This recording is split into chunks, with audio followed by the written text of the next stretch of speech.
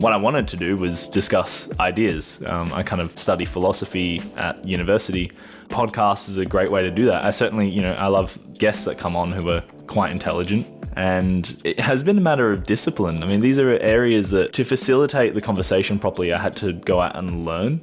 You do have to have a good understanding to ask the right questions. That's what makes, journalists like Andrew Denton stand out. They're the kind of people that they read the book instead of reading the last 50 pages.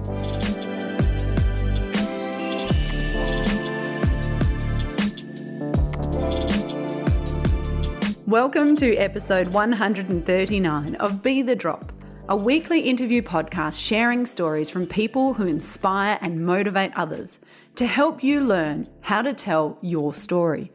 I'm Amelia Veal, Director at Narrative Marketing and firm believer in the superpower of storytelling. On-demand content is now the preferred option for many consumers. Like Netflix is slowly strangling free-to-air TV, podcasts are taking over the space previously controlled by the commercial radio market. The difference? Podcasts as on-demand content allow listeners to choose when, where, and what they listen to. Tim Whiffen is a producer for the Auscast Network and the co-host of 3 podcasts, Blind Insights, That Wall Street Guy, and STRATEGIKON. After learning interviewing skills through a media degree combined with 5 years of radio work, Tim has a passion for sharing knowledge and discussing ideas.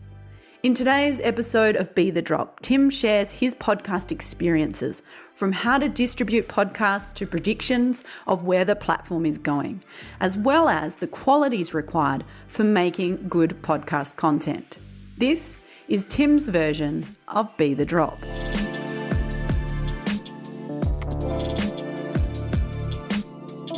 Considering starting your own podcast? At Narrative Marketing, we deliver a full range of podcast production options. Or, if you'd like help getting started to produce your own content, I also deliver podcast training programs. Hit the link in the show notes for more.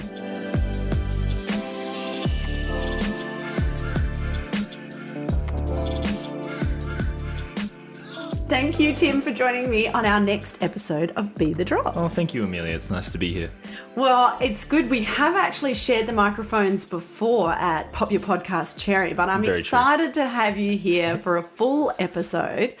And we're going to be talking, surprisingly, about podcasting, but also hearing a little bit about your journey and what's got you into podcasting. Yeah. And I'd love to hear, some of your experiences along the way. But before we jump into that, you've got your item of significance, and that's something that connects you with your community and the stories you're telling today. Sure. So I have brought these headphones, which are 6 years old.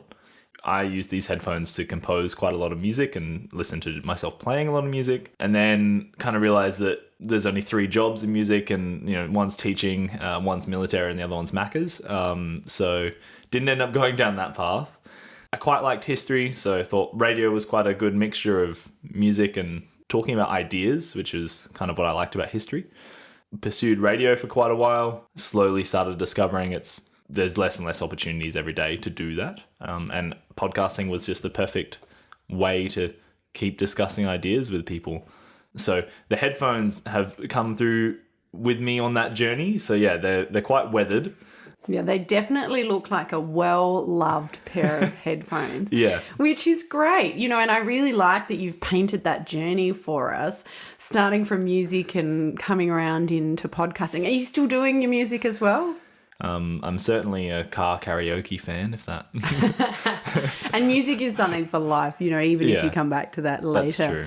You mentioned there the transition from radio to podcasting, thinking radio was going to be offering something and then realizing potentially that there's limitation there. And I 100% agree, Netflix has done a similar thing to television. People like on demand and they want to be able to watch and listen what they want, when they want, where they want.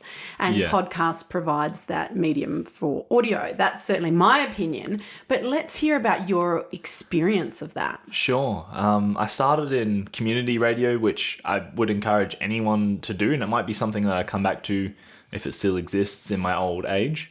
it's just an opportunity that you can actually do anything that you want in the radio space. You could talk about music if you wanted to, or I had sketch comedy on radio, which was quite fun. We don't get a lot of that as much as we used to. Radio plays, all of those kinds of things. So I was in that space for about 4 years, and I was using it obviously as a platform to get into professional radio, but I still don't see a path to that point. Getting into the ABC, you kind of have to have a journalism background, and I don't particularly want a newsread. And so I kind of looked into the commercial space, but almost everything that you hear on commercial radio stations are in some ways ads for other things. So yeah, just did not find a creative space in there. What I wanted to do was discuss ideas. I kind of brought up my history and English background, and I liked those subjects going through school. I studied philosophy at university. I like talking about ideas. Podcasts is a great way to do that. I certainly, I love this podcast. I'm sure your listeners enjoy the same thing, where you have guests that come on who are quite intelligent, have interesting stories to tell stories, and they can get something out of that. And for you use the words ideas where I use the word stories. And realistically, I think it comes down to similar sorts of things. It's about knowledge share. Yeah. And it's really around, people have different sets of knowledges and different sets of experiences, and we can all learn from that. Definitely. So, and yes, I agree. Podcasting has definitely been that platform for me. So then how did you make that transition from radio to podcasts? Well, was it quite simple? It was quite simple. I have to give a shout out to Andy Martin, who you've had on the show before with Liam Carter. So I was working at Nova at the time when I met Andy, who has a podcast network. Now, that's mostly dominated by comedy. It's called the Auscast Network. Yes. The information transfer, I think, that I have in the shows that I now produce for their network, they're kind of designed as educational shows. So tell us then about the 3 shows that you're involved in. Well, and they're quite different, aren't they? They are. This is part of that. My journey is that I want to talk to people who are a lot smarter than me, and then finding people that are smart in different areas is always fun. I don't want to be producing the same content over and over again. So the first person I came into contact with was Paul Atherton, and together we formed a show that was based on financial advice and financial education for particularly young people. Now, it turns out not a lot of young people actually like to listen to financial advice or financial education, but it's really hard to hit that market with something I think maybe so dry. I also came into contact with a gentleman by the name of David Olney, who is blind. I just found him so interesting. I just wanted to make a podcast with him, and he was someone who enjoyed that platform. Having audiobooks and podcasts, what he engages with for entertainment. So he loved that idea, and we have a podcast called Blind Insights. And again, that has that teacher and student kind of dynamic where I can ask some questions and he very often has very intelligent answers. And we can discuss, again, ideas. He's pretty good with stories, but he is, if anything, a collection or a database of stories. He'll be able to point you to the right book that'll tell you the story about the idea we're discussing. And then through David, I came into contact with Dr. John Bruni, which is the last podcast I've picked up, and that's STRATEGIKON. And that's all based on defense and security, international relations, I suppose. We discuss things like Brexit and Venezuela, just the ongoing kind of conflicts and tensions there. So you really have managed to achieve, a cross-section of some very broad and different topics and concepts to learn about. So, and it's interesting you mentioned that you really come at this from a production side. Why is that? Is that because, that suits your personality better, or was it more because there's a bigger need for that? I would say possibly in a similar case to yourself. The demand to listen to podcasts is growing, but the demand for people to make podcasts is growing. And a lot of people who are interested in making a podcast don't necessarily have the technical skills to do it. And I came obviously from the music background, and I've had a passion for audio for a while. And so if there's a demand for people to make podcasts, if I can facilitate that, then that's the kind of market I want to hit. And in this experience along those 3 podcasts, what are the big challenges that stand out in podcasting? And you mentioned hitting the right audience with the Wall Street guy.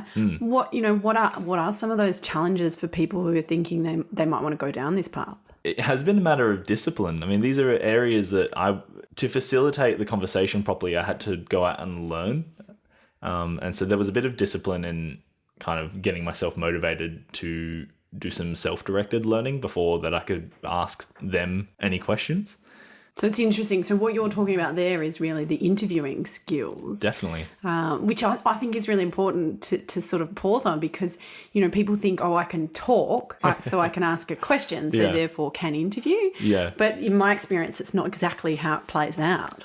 Not at all. Yeah, you do have to do some research. You and I have we already have an existing relationship, so in some sense, you've been preparing for this interview for some matter of months, but you do have to have a good understanding to ask the right questions. That's what makes journalists like Andrew Denton stand out. People like that, they're the kind of people that they read the book instead of reading the last 50 pages. And the thing that I find in an interview, and you're right, it's a lot easier interviewing someone like yourself because we already have a pre-existing relationship, but it's the listening and thinking, so you're talking, answering a question, and I have to be concentrating and listening to what you're saying so that I can also, and at the same time, be thinking about how I'm going to use that to ask the next question. I think for me, that's the biggest challenge. And I find if I do multiple interviews in a day, I'm quite exhausted. Like it's a use of your brain that I don't think we do that often. Maybe it's not a lot of active listening, but more than that, active listening to then follow on and keep a conversation going. Absolutely. It's the same for the audience. For them to enjoy the content, it is actually mentally straining. Sometimes these conversations aren't all that casual, and so you really have to properly engage with it. And then you can get quite a lot out of it. The more you concentrate on it, the more you get out of it. So I guess, having the discipline to not let your mind fall off into a different area is, it's hard. And also the discipline, because, one of the things with podcasts is that they work well if they've got regularly released content. Definitely. So, and that is a challenge. You're familiar with my saying of not trying to chase Mondays. Yeah. Because Monday is our release day. And it just, every week it bloody keeps on rolling around. Yeah. I haven't figured out a way to miss a Monday, without missing an episode. You're much better at that than I am. I always try and release on a Friday, and sometimes they end up coming out middle of Sunday. So yeah, I don't know whether it's just sheer stubbornness, but So there is evidence that says that. But for me, that's a lot. There's a lot of commitment in that, and I think that's one of the things that potentially gets underestimated. I read some statistic, and I don't know exactly where I read it, so it's terrible to quote, but it was something very high, like around 90% of podcasts, that are released only have up to 10 episodes. And then it's pod fade. For some reason, it's this 10 episode thing. What is it that you think, is sort of some of those things that stop these podcasts from going?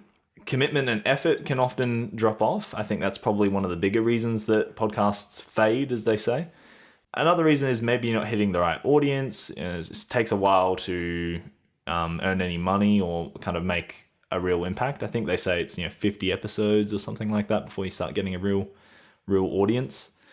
I think the funnest part about a podcast for most people is coming up with the idea and recording a few episodes, and then maybe people get bored. So maybe that's where having someone to come and help you do your podcast can come in, because you can just do all the fun bits. And I think it is, you've got to really from the onset have I think you have to have that strategy, and you have to really have your plan. So for you then, how do you go through distribution with your podcast, and what are some of the key things that you've learnt to try and increase distribution or listenership? What I'm increasingly learning is I need to really burn up some social capital a little bit more. I have friends that know that I make podcasts but have never listened to them. And if I make them listen to them, they'll come back to me and be like, wow, like, how have I never listened to this before? It's, these are great. These are really entertaining. And they'll subscribe to at least one of them. That is quite a natural way, I suppose, of it growing. The distribution is sort of handled for me just through the Auscast Network. So we go through a platform called Omni. So that makes all of that side very easy, upload the audio, put a description in, whatever, distributes all out to Spotify and iTunes. And the biggest thing is just letting people know that it's there, because it's kind of hard. Like the content I want to listen to, you can't kind of just search up and be like, oh, I want to listen to ideas. What is your top prediction? What do you think will change, or, where will the growth be, or what's happening? I think the passive advertising, which is ads that have nothing to do with the content, that's definitely going to die. I think even the direct advertising, which is going to be, your sponsors, specific sponsors to the show, that'll probably stick with us for a little longer, but eventually it'll die. What'll happen, I think, will be more branded content. So you're going to have the Woolworths supermarket podcast, whatever it is. Companies are going to look more for culture creation, how their brand can fit into your lifestyle and the culture of whatever country that they're in. A podcast is a great way to kind of create culture. If you look at the conscious capitalism movement in America, which is, brands like Whole Foods Market, Costco even, they spend money just on advertising their brand instead of their sales. And so if you can fit your brand into a culture, a way of living, that is how you're going to end up moving product, I think. Yeah, I think that will grow. The interesting thing is, and it comes back to your point previously, that podcast audience is slow growing, and that, it might take 50 episodes. So from a marketing budget perspective and a return on investment conversation, which, anyone managing a market budget has always got to report to somebody else, and has always got to give stats and ROI figures. I've been in those roles myself. In my marketing background. And so that conversation around podcasting is a challenging one, because it takes that period of time to build the momentum and to grow that data. But I think eventually there'll come an understanding that the value is beyond just the straightforward numbers, and it's a time thing. That's the pity about the numbers, isn't it? It's like you can talk about cost per impression all day long, but is the impression going to end in a sale? Yes, and there's a Facebook impression to me is nowhere near as valuable as a listener to my podcast. Exactly. Because the listener to my podcast has proactively sought out and, downloaded, listening, or however they've accessed my episode, but they've proactively gone and done that.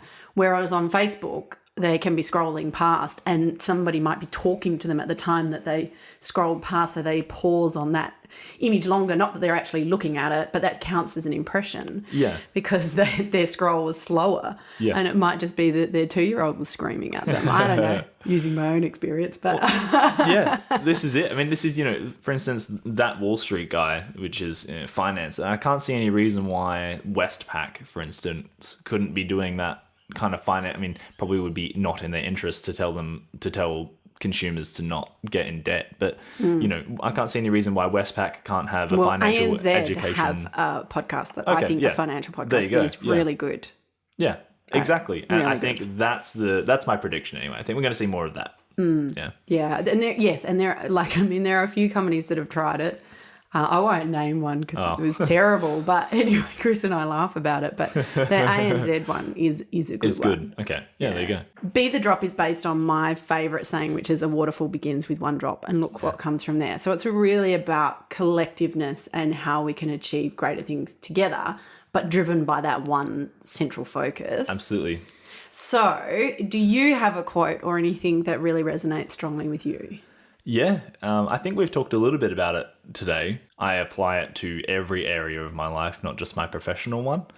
But, I really want people to think deeply about that, what doesn't kill you makes you stronger. And discipline is often about doing things that you don't want to do.